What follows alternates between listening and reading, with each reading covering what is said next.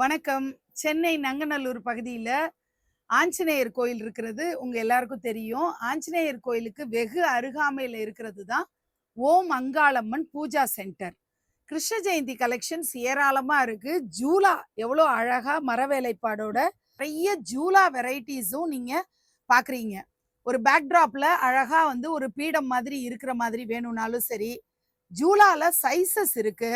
அதே மாதிரி ஜெர்மன் சில்வர்ல வேணுமா, உட்ல வேணுமா, அல்லது இந்த மாதிரி பூக்கூடை மாதிரி பேஸ்கெட் மாதிரி வேணுமா, இப்படின்னு நிறைய சைசஸ் இருக்கு. சைஸ் வாரியா கொலு பொம்மைகள் மாதிரி நமக்கு கிருஷ்ணரும் ராதையும் கிடைக்கிறாங்க.